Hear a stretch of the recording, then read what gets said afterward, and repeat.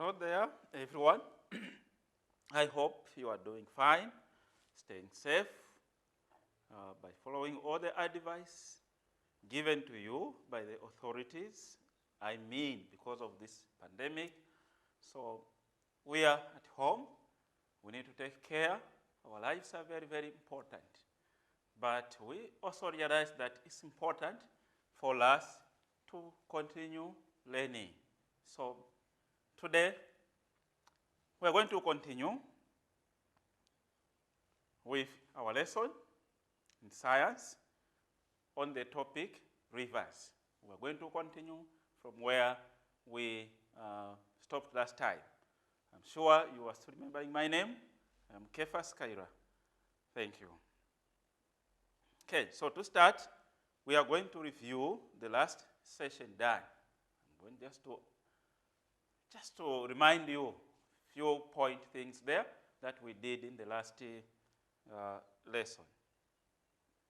Okay, there we are. So we talked of the point where a river starts as the source. To say the source. You remember we talked about the source, where the river is starting from as the river source. We talked about the tributary as a small river joining or feeding into the larger river as a tributary. Okay?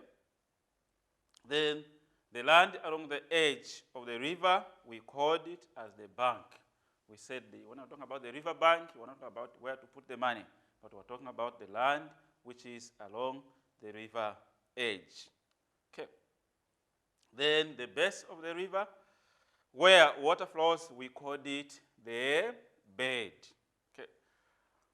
Then the place where a river enters a lake, that one I'm sure everyone is remembering, or that even say mouth. Remember, a mouth, the place where a river joins or enters. The lake, the sea, the ocean, that is a mouth, the river mouth. Okay, do you remember our first lesson? We named a few things found in the rivers as well. What were they? Okay, so we named some of the things which are found in the rivers. Okay, so we are saying today we are going to look at living and non-living things in the rivers. So we're talking about living and non-living things. I'm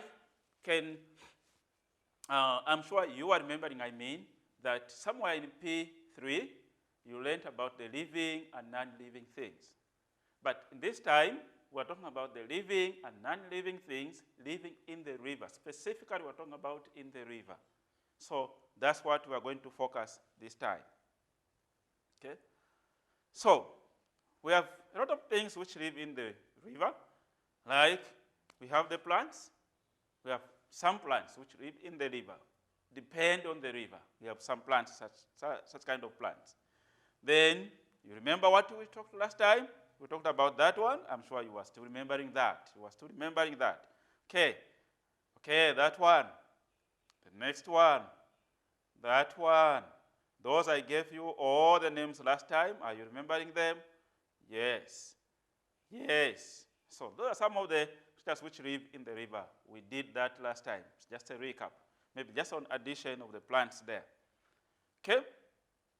Okay? What do you think those items or those things found on the previous slides have in common? Let's think about this. Okay? That previous slide. What things are in common? What do they do in common? Okay? Can you think about that? Name at least 2 or 3 the common things that those things they do. Okay, we saw the type of fish, the plants, but all those, they have something in common. They do the same things. Okay, what are those same things that they do? Can you name at least 3? Or even if you can go more than that, the better. Okay, give you time, I'm waiting for you. Can you write something right now? Just write something. What do they do? What is common about these things which we have seen? Okay? Thank you. let's see what is common about the things. Okay, so one of the common things is that they move. Whether be plants, be those animals, they move.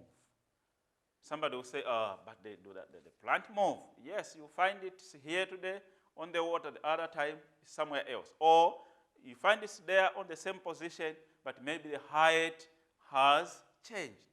So it has moved. Okay? Or sometimes because it's very hot, it will change, it will go the other direction. So we say one of the common things there is that they move. Okay? The other one, they reproduce. Okay? They need to come up with the young ones. They reproduce, they keep on reproducing. All the things we saw there, they reproduce, whether be plants, be animals, be fish, all those we saw there, they reproduce. We saw the hippo with the young ones. Okay, it means it has reproduced. They reproduce the same kind of the creatures, the same kind of the creatures. Okay, there we go. They are sensitive. They are also sensitive. When you touch them, they will respond. So they are sensitive. If it's too hot, they will respond. If it's too hot, sometimes they will go under the water. If it's too hot, sometimes they will go and hide. So they will respond. Maybe if they go near the ocean where there is salt water, they won't go there. They will go back to the river, meaning they are responding. They are responding. Okay? Very sensitive. Okay? The other thing is that they grow. It's not meant they will grow. They are born, and then they grow. They become old. At the same time, they will even die. Okay, there we go. They feed. They all feed. Whether it be plants, they feed. They need nutrients. Okay, they keep on feeding. There we are. They get rid of waste. Okay, they get rid of waste. Okay, whether it be plants, they also get rid of waste. You know, somebody will say, what about a plant? What kind of waste? Yes, if they don't need carbon dioxide inside them, they'll get rid of it. It goes. So they'll get rid of waste. Okay? Then they respire. They respire, meaning they breathe. They take in the air and out. Okay? So they respire. They respire. They need the air. The plants will need the air. All those we saw there, they will need the air. They will need the air in. They also remove the air out. Okay? Very good. There we go. There are also other things found in the rivers. Can you think of that? Such as, yes, I'll give you some time there. Can you write about 3 things apart from those we have talked about? What else? I'm not only saying those animals. Maybe it cannot be an animal. Maybe it cannot be a living thing. But what are they? Can you write down some of those? Okay, good. I'm sure you have written something. Let's see now what you have written. If we might have the same here. Doesn't mean that if you have written something which is not here, it's totally wrong. No, it might be also right. We have not written everything here. Because of time, we have just mentioned a few. So let's compare what you have written and what we have there. We have that one. You can see there's water here, water ending here, water ending here. And then there are stones down there. There could be stones, there could be rocks. They are down there. They are also found in the rivers. We have seen them in the rivers. Not so? I expect you to say yes, because you have seen those. So those are, you can also find them in the rivers. Okay? There you are. We have the other one. What can you see here? Okay, it's wood, the part of wood, the dead wood, dead plants. These are dead. They are not live. They are different from those we saw, the green ones. These are dead, but you can also find them in the rivers. What else can you find? You can also find the dead leaves. The dead leaves. You can also find them there. You can see the dead leaves. Those are dead, but you can still find them in the rivers all over the world. Okay. What else? You can see sand. You can also find sand. There is sand there. You can also find sand in the rivers. Okay? That's it. Okay. Let's continue. Now, let's think about this. In the previous slide, we talked about what is common, like they all grow, they all feed, and so on. Now, what about these you are seeing here? What does this have in common? What does this have in common? Okay? Yes, can you think? Oh, there we go. Do they do the same things as they are as the ones on the previous slide? Do they do the same things as the ones on the previous slide? Yes, your answer will be yes or no. Yes. Is it yes? Is it no? Okay. What is your answer? Okay, can you shout out so that even your parent can hear? Is it yes? Tell your parent, say yes. Me, my answer is yes. Or say no. Me, my answer is no. These and the previous slide, they are different ones. They are not the same. Maybe. Okay, so I don't know which one is your answer. Let's find out. There we are. Of course, they don't. Okay? So that means within the river, we have things that are, can you think about, because if those are like that, then these are also different. These are two types of things we can find in the rivers.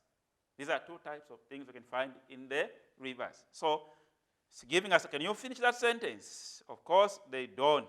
So that means in the river, we have things that are, yes, and, okay. I'm waiting for you. Sure you are done? Let's continue. Yes. So meaning in the rivers, we have things that are living.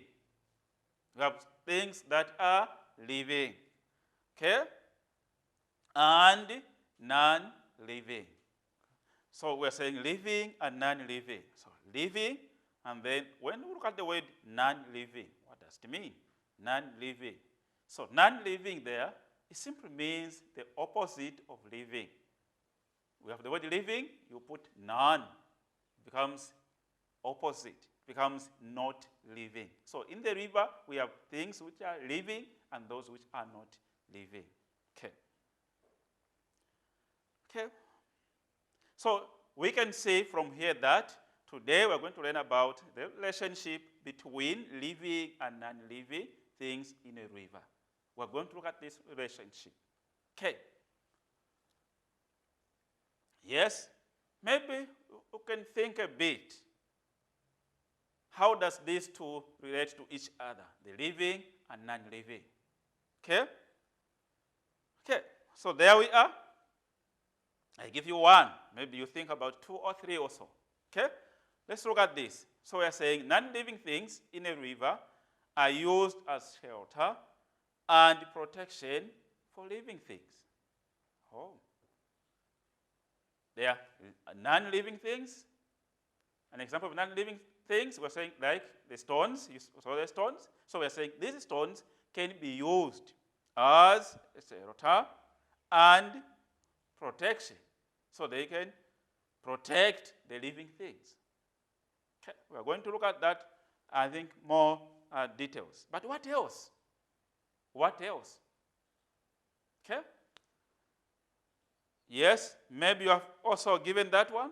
The non-living things in a river are also used as food. Not everything, but some of non-living things in the river are used as food for those living things. So the living things, they're inside the river, inside the water, they will eat non-living things. They will eat some of the non-living things. So out of those we talked about, out of those we showed about the rocks, we talked about the dead plants, the wood there. We also talked about the leaves. Which one can be used as food for those which are living in the sea? Which one can be used? Okay, I'm sure somebody's saying maybe the leaves. The leaves, yes, but the rock cannot be eaten. But it's also important. Okay, Non-living things are also used as habitat, just where these animals in the these living things in the water, where they live, where they spend their life. Okay? Okay, let's continue. And okay, we're going to look at some of the pictures showing, some of the pictures showing the interaction between the living and non-living things, the way they interact, the way they relate to each other, the way these living things depend on the non-living things. Okay? So let's look at that one. We have already mentioned that one, but we want to see the pictures so that we have a good understanding. Okay? Okay, there we are. Very, very interesting. When you look at that one, I'm sure you can see that this is a rock, the big stone here, and there are some stones downward here. But look at this fish. Okay. What is it doing? Is it eating? Is it using it as food? Is it using it as shelter? Is it using it as protection? What is it using it for? What is your answer? Yes, there are. So we are saying it's using it as a shelter and protection. So it can protect itself from other predators, like the birds. You have seen the birds, those birds with long beak and long legs. They will go there looking for the fish. So when the fish sees something like that, it will just go there and hide. Then it's safe.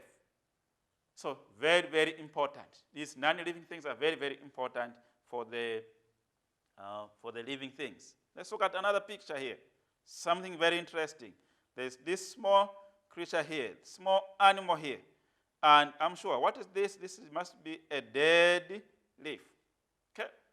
You can see maybe even one part of it is missing there. So what is it doing there? Okay? So it's using that one as food. It's using that one as food. The small creature there will eat. The living thing there will eat the dead leaf. Okay? In some other ways, it is even using it for protection as well. Because when you look at it, it's like it's a camouflage. Okay? You know how soldiers wear their uniforms? Their uniforms, they look the same when they're in the bush. They look the same with the bush. They are on the ground. You cannot easily see the soldiers where they are. Those of you who want to be soldiers, I'm sure you know that. So the same way, when you look at this small creature here, it has come to live here. But when you look at the way it is looking and the way this dead leaf is looking, they are almost the same. So in such a way that even when the bird or any other predator which comes, it cannot easily see it. So it's using that one even as for protection as well. Let's look at something else. Look at this. There are stones there. There's a creature here. Okay. What is it using it for? Using that one as a habitat, as somewhere where to live. You have a house, you have a home, where you live, where you sleep. Okay, you are hiding there. So it can also hide there. You are saying inside, yes, it's hiding. Look at the colors. The black one there, you have also some stones which are black.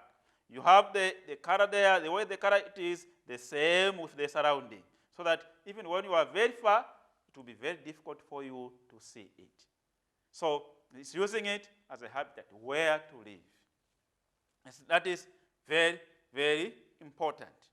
The other one, interesting one, look at this picture. What is happening there? What is happening? Yes, you can see some fish there, and water is coming down. What is happening there? Okay. So the living things, using water as the movement. They can move from one place to the other through water. Okay? So using there as for the movement. Okay? So they can move from one place to the other. I mean, when you look about water, water is part of something which is not living, but you have the fish there, which is they are using it as the movement. So they are using it as a movement. Okay? We continue. Very important. We have been learning about the rivers. Maybe let's look at the importance of a river. A river is important.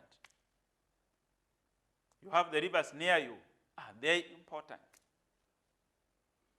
Of course, let's find out. I'm sure they are important. If they are important, can you think about why rivers are important? Think about at least 2, 3. Write somewhere.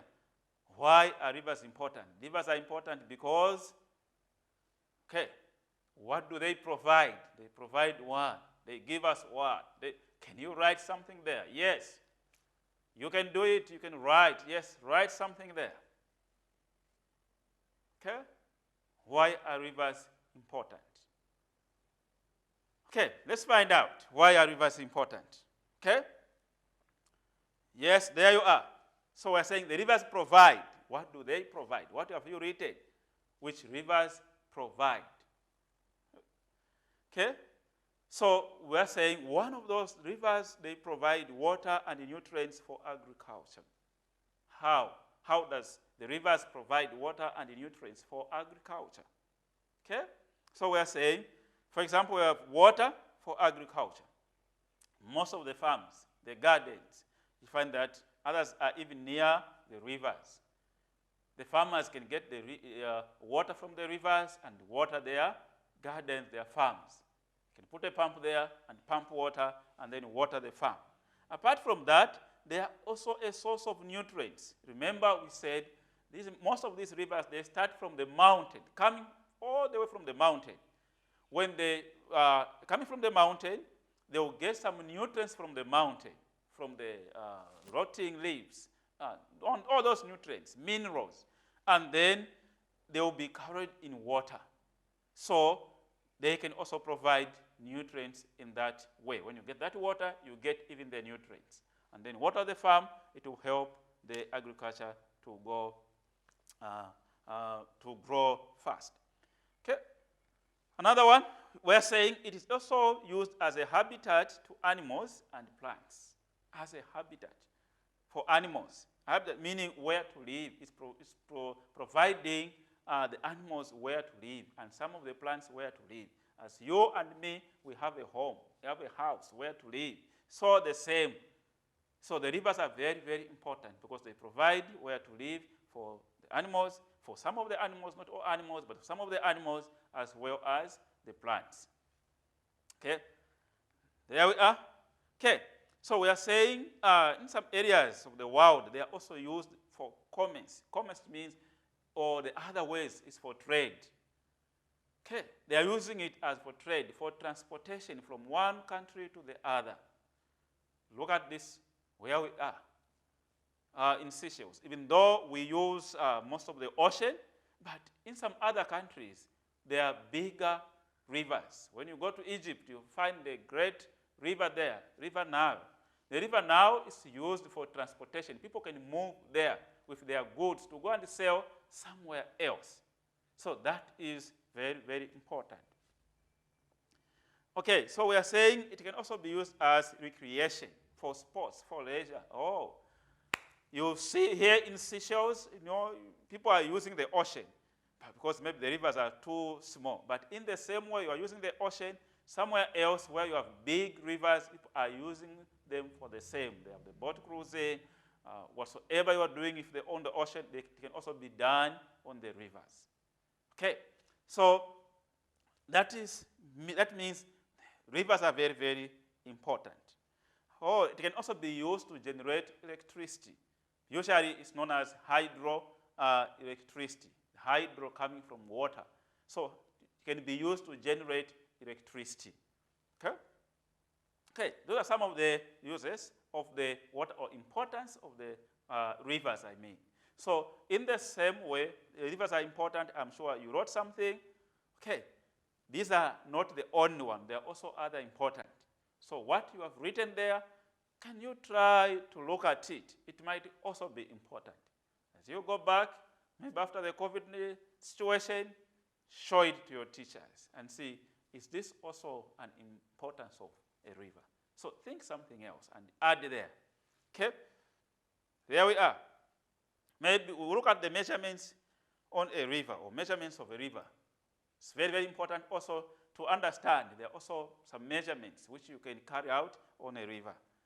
What are these measurements? So the common measurements on the river are, I'm saying the common, these are not the only one, but that's the common, okay? So we have the width. You can measure the width, but what is the width? What is the width of a river? Okay, we're going to find out very soon. Okay, you have the depth of the river. What is it? Okay, then the water speed. Oh, water speed from, I'm sure we know, saying the way water is flowing on the river. So that's water speed. So let's find out. These are some of the measurements, the common one. I'm using the common. There are also other measurements. But at this level, maybe let's look at these three and how we can carry these measurements. Okay. Measuring width of a river. How can we do it? Let's look at that picture. Okay. Let's look at this picture. When you look at this, there's a gentleman there, others, there's a rope here. What do you think that they're doing there? This one can also give us the meaning of the width. So meaning, when you look at this rope here or a tape, starting from here where the water is ending between the water and the land or the bank, then they've put a rope going there up to somewhere there. So this is the width. This is the width they trying to measure. They are measuring here. So this is the width. Okay? So this is how it's being measured. Maybe we can look for a further explanation a bit there. So we're saying the width of a river is the distance between the points where water comes into contact with each river bank. Okay. From each river bank, from here, the river bank here, to another river bank. So this is the width. This is the width. How do you measure? So you simply extend a tape there, okay, from the point where the dry bank meets the water on one side of the river to the same point on the other side. And then you measure. I'm sure somebody will be talking about remembering mathematics. When you say width, then there must be length. So how do we measure length? Okay, so maybe length will be considering from where the river started the source up to the mouth, but that is very difficult.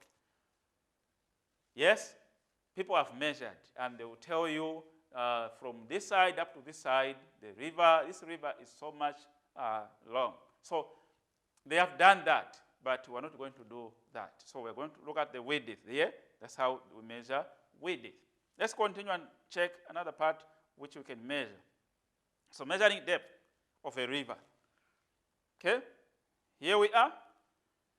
You can see some boys there, and ladies behind there, some girls behind there, I mean. Okay, what is this one doing? Writing. What is this one doing? Trying to measure there. This one is holding. Everyone, okay, helping each other. That's very, very important. Okay. Okay, so we are saying, how do you measure? You use a meter rule or raging pole and take measurements at regular, maybe 30 centimeters, 50 centimeters intervals. Okay, measure there. So you put your rule, dip it down until it touches the bed. When it touches the bed, down from there, and then you see where the water is ending, and then get the measurements there. That is very, very important. That's how you measure the depth.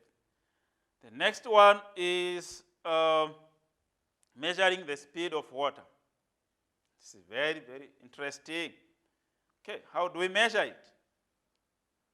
How do we measure the speed? Think about it. There's a diagram there. What do you think these are doing? There's one here, another one is there. There is somebody saying operator, somebody is a float. What do you think they are doing here? Here they are saying there's a finishing line. Okay. Then the starting line. So they're trying to measure the speed of water.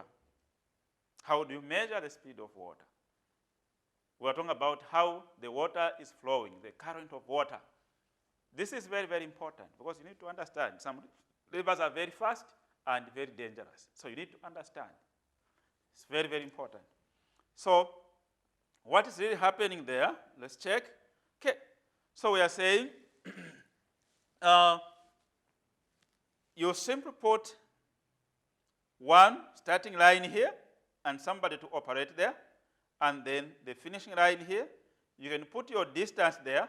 Like in this case, they are giving us an example of 5 meters from here up to here, and then let the floater means something which is to be on top of water. You'll be able to see it. It won't go down. It won't sink down. You'll be able to see it. So it will move from here, and then you let it go. And then it comes, then when it reaches here, you stop it. Of course, you need to have a timer. You look at the minutes, how many seconds is it going to take? So you need to have a timer here. So from there, you let it go, and you count the seconds. It reaches here, you stop. And then you look at those. But don't just take one, because there are other factors which can disturb that. Maybe it's the wind and so on. So at least do repeat 3 times. That will help you. Repeat 3 times and calculate a mean. It can even be more than 3. Then calculate a mean. You know the average. Find the mean. So you find the mean. The mean is much better. So you see how many minutes it takes. And then you need to find the speed. Okay? Speed is equal to distance over the time taken. So the distance, 5 meters, divided by the seconds there, you are going to find the speed. Okay, that's good. That's about measuring. Do you have something next? Yes. The human interference in rivers. Human interference. Human, we know. When we talk about human, it's human beings. You and me, we are humans. What about interference? What does the word interference mean? Interference. To interfere. When we say, this person interfered with me. I was having my dinner, and then I was just interfered with this person. I could not even eat. Okay. There's an interference. Okay? So the interference there. Let me just go through it. So we are saying people use the river in many different ways. The way you use the river, it may result into interfering with the river. Okay? They interfere with the way the river flows. The river was flowing this side. They will come and build, and the river will start going the other side. So they interfere. Naturally, the river was just flowing like that, and then they interfere. Maybe it will start going the other side. Or they will get the water. They want to water the farm, so they will interfere with the river. Okay? So I think they change the direction of flow to allow for some development, like roads, houses, and other activities. No, I want to build my house here. What about the river? I'm not thinking about the river. So that's the way interference comes in. So humans interfere with the river flow at different stages in different ways. Okay, we have explained that. Okay, diverting water for agriculture. Getting a lot of water for agriculture. Diverting water for agriculture. That is part of interference. Building of dams. You want to keep a lot of water, so you build the dams so that you have water powered together. So that is an interference. Okay. Leisure, sports, recreation, fishing, canoeing, cruising. Okay. All those are part of interference. Okay. Fishing attracts tourists. Freshwater, cruising. Okay. Especially the middle of the course of the river. So you find that all that is part of interference. Okay. Sometimes you find that along the river banks, people have built in the reinforcement so that the soil is not coming down the river. So all that is part of interference. I'm sure you have seen a river. What interference have you seen there? Most of us who have been to the city of Victoria, there are a number of rivers there. Next day you pass by there. Find out what are some of the interference you can see. Write down those interference. As you go back to school after COVID, present it to your teachers and find out that these are some of the interferences I saw, like the pipes. Let me not give you all the answers. Go and find out. Any day you pass by there, but be careful. because corona is around the world. The irrigation of farms, okay? Those are some of the interferences. Before we go, it's also important to understand about the stages. When we talk about the stages, we can use the stages or the courses. So it's also very, very important, okay? This terminology, you can meet them as you talk. We'll talk about the youth stage or the upper course or the upper stage. See? Why is it called the youth? Youth, you know, when I talk about the youth, me, I'm not a youth, but there are youth outside there, meaning it's a young person, in terms of a person. Now, why don't we go to the river, the youth stage, meaning at the upper stage, near the source, when the river is not so much big. So we call it a youth. But that's the youth, and it will remain being a youth forever. Okay, but as it goes down, it goes to mature stage. Okay, at the mid-course, it goes to the mature stage. Then thereafter, it goes to the old stage, which is at the lower course. Okay, I've seen a number of questions, especially even during the exams, talking about what can you find in the upper course. So some features like waterfalls. Waterfalls, you can find them in the upper stage, like meanders at the middle and near the lower one. Then you have the floodplains, deltas. These you can find them at the lower course or lower stage. Okay, so when you look at the whole river like this, I'm talking about the stages. So you have the source, and you have the youth stage somewhere there, which is known as upper. You can look at upper there, upper there. In most cases, it looks like this. Okay, it looks like this. Other tributaries joining the river. And then as you go, you have the middle stage, which is the mature. And it looks like this, okay, with a bit of meanders there. We've talked about the meanders. And then you have the lower stage there near the mouth. It may also have the meanders, and the river becomes a bit wide. Okay, let's continue. Do we have something else? Now, it's very, very important also, since we have looked at the rivers are important, it's also very important to know how we can keep these rivers safe. Okay, so ways of preventing, reducing river pollution. It's very important. You know, when we're saying about pollution, you have been learning about P5 pollution, making the environment dirty. Okay, so we should not pollute these rivers. We should not make these rivers very dirty.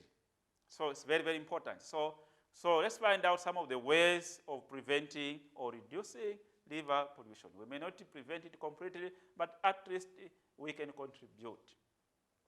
Let's find out from you, what can you do to prevent river pollution? Can you think of some of the ways you can do? Yes, we know pollution is putting dirty things in the river, but how can you prevent it? How can you reduce it? Yes, I'm waiting for you. At least rivers are important. You need at least 3, 4 answers there. How can you do it? Let's look at it. Some of these. Yes? So we can stop throwing trash in rivers. Wow. Driving along the river, you reach at the bridge, and then you get some of the trash, you just throw them there. Dirty, you throw them there.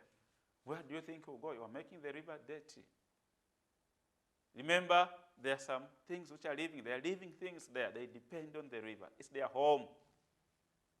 Putting dirt in the river is just the same as someone coming, or let me say an animal coming, just to come and put something very bad in your home, in your house. How do you feel? Are you going to be happy? The same way. Feel for those living things which are in the river. When you are putting that, how are they going to feel? How,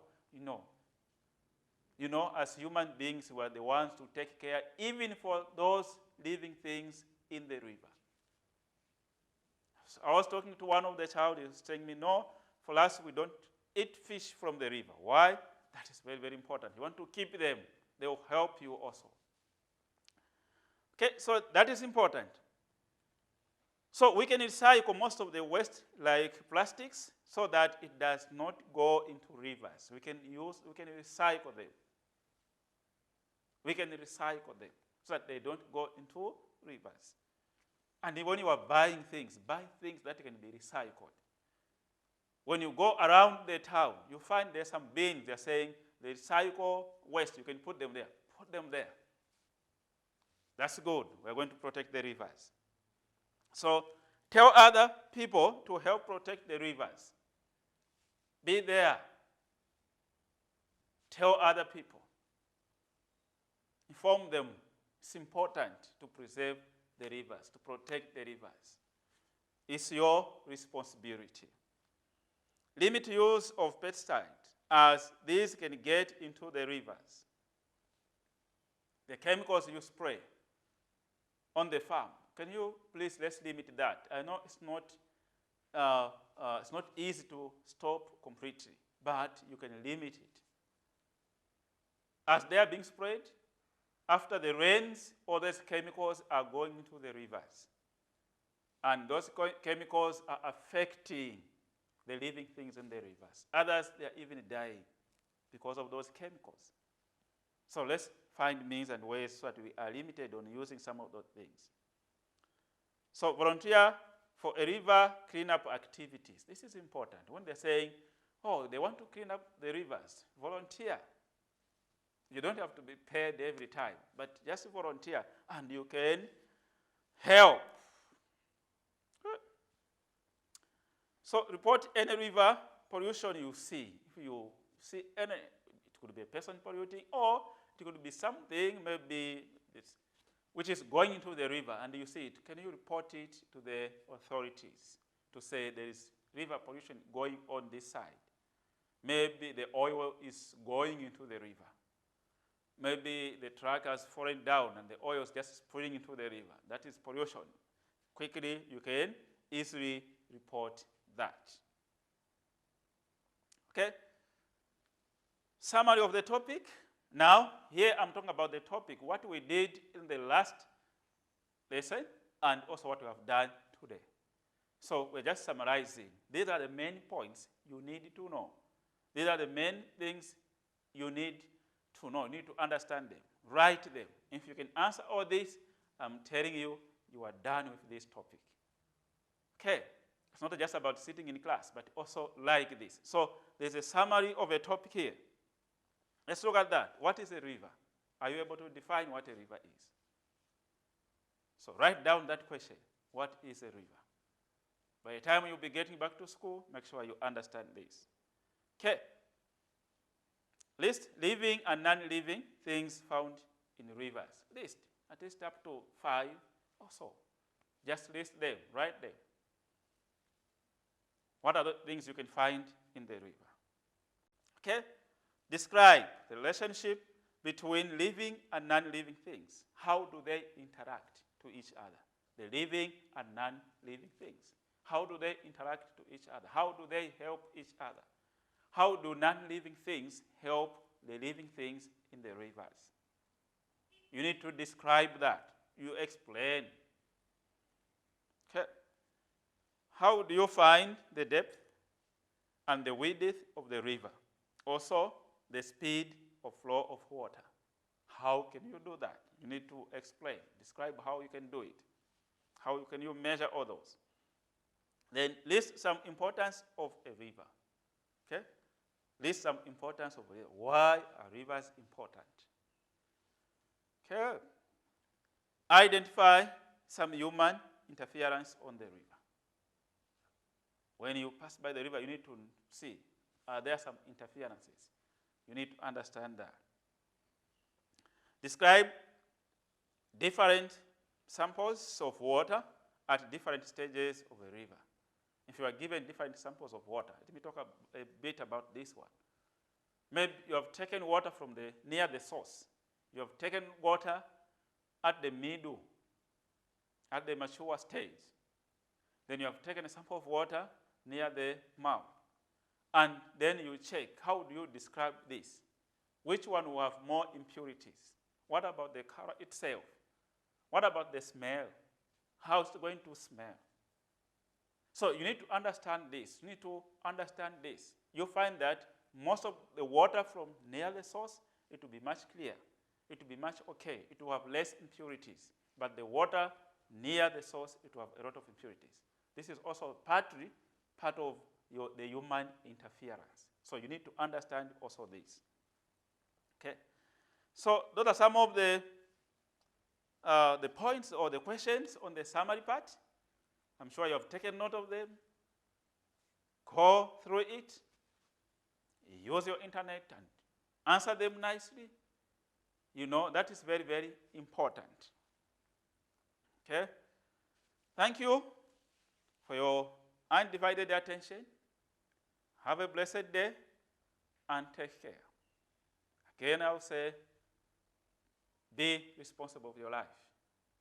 We are at home because of the pandemic. But that must not be the end of learning. Even with that, we can continue learning. So keep listening even to other topics. Keep listening also to other subjects. You can learn. Don't waste your time just on the watching. You can learn. I'm not saying you can't watch, but you have time, have limit. You have time, you can watch. Another time, make sure you study. Use your phones, use your computers, and just study and get to know more. Yes, Corona can stop you from going to school, from coming up together, but it cannot stop you from learning. It's only you yourself who can stop yourself from learning. So you can keep on acquiring learning, keep on acquiring knowledge. Okay, thank you very much.